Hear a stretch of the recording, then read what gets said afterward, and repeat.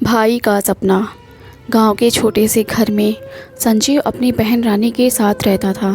माँ बाप बहुत पहले ही गुजर चुके थे। संजीव ही था जो 8वीं क्लास से ही खेतों में मजदूरी करके अपनी बहन रानी को पढ़ाता रहा। संजीव का सपना था मेरी बहन रानी की शादी अच्छे से हो, धूमधाम से हो, चाहे इसके लिए मुझे अपनी जान ही क्यों न देनी पड़े। रात को जब सभी लोग सो जाते, संजीव अकेले छत पर बैठकर आसमान को देखता और धीरे से बोलता, माँ पिताजी, मेरी रानी की शादी अच्छे से हो जाए, अच्छे घर में हो जाए, उसकी ज़िंदगी बस जाए, उसकी आंखों में आंसू ना आए। लेकिन हालात आसान नहीं थे। खेत गिरवी पड़े थे, घर भी टूटा फूटा था और पास में पैसे भी नहीं थे। गांव के लोग अक्सर ताना मारते, संजीव तू खुद कच्ची झोपड़ी में रहता है, बहन की शादी क्या खाक करेगा। संजीव सिर्फ मुस्कुरा देता। दिल में आग जलती पर चेहरे पर कभी दुख नहीं आने देता।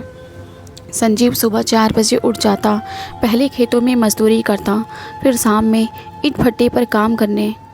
शाम को लौटकर जब घर आता और रानी को पढ़ाता, रानी अक्सर रो पड़ती, भैया तुम इतनी मेहनत क्यों करते हो, मैं पढ़ाई छोड़ देती हूँ। संजीव उसके आंसू पोंछ कर कहता, तू पढ़, मेरी शान है तू।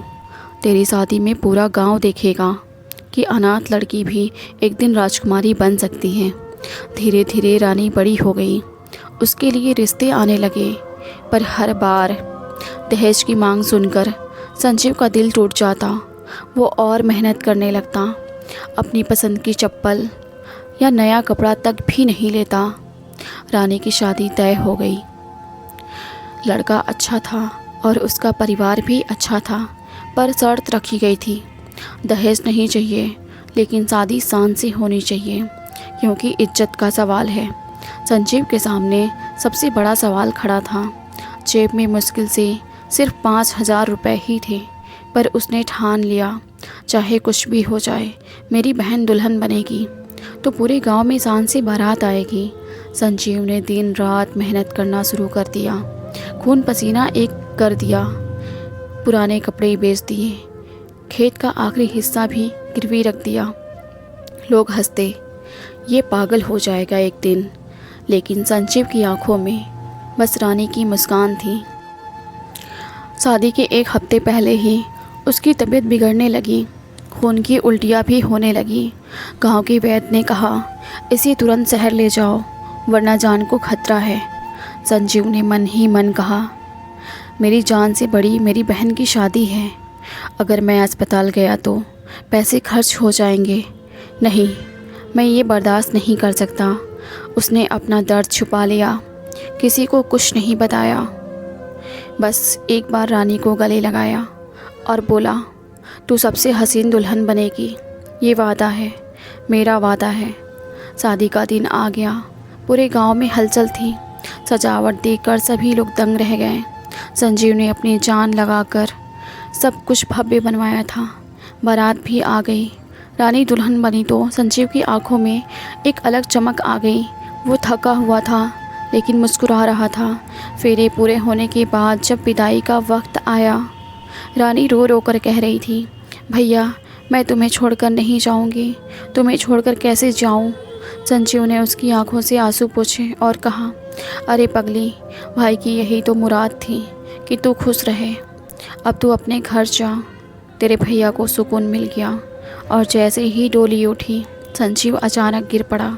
लोग दौड़ने लगे, डॉक्टर बुलाया गया, पर उसने आखिरी सांस लेते हुए सिर्फ इतना कहा, मेरी बहन खुश रहे बस। पूरा गांव रो पड़ा।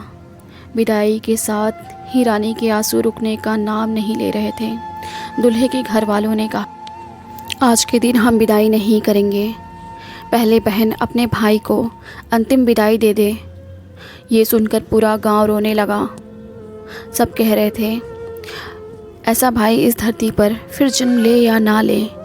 भाई के अंतिम संस्कार के बाद पूरा गांव गमगीन हो गया था। रानी का रो रो कर बुरा हाल हो रहा था।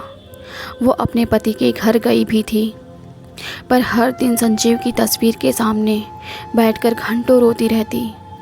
एक दिन उसने अपने पति से कहा, मैं अपने भैया की कसम खाकर कहती हूँ, अब से मेरी ज़िंदगी का हर काम उनके नाम पर होगा।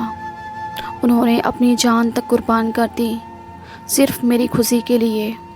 अब मैं उनके सपने पूरे करूँगी। पति और ससुराल वाले बहुत अच्छे थे। उन्होंने कहा, हम तुम्हारे साथ हैं। रानी तुम्हारे भैया की याद को अमर कर देंगे। रानी ने गांव में जाकर संजीव के नाम से एक पाठशाला खुलवाई, जहां अनाथ बच्चों को मुफ्त में पढ़ाई मिल सके। उसने कहा, मेरा भैया चाहता था कि हर बच्चा पढ़े। अब यह स्कूल उसका सपना पूरा करेगा। गांव के लोग यह देखकर भावुक हो गए।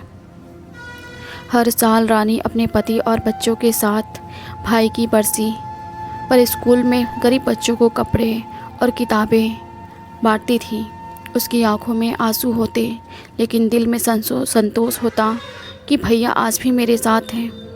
गांव के बुजुर्ग कहते, संजीव जैसा भाई और रानी जैसी बहन अगर हर घर में हो तो कोई भी भाई बहन अनाथ महसूस नहीं करेंगे।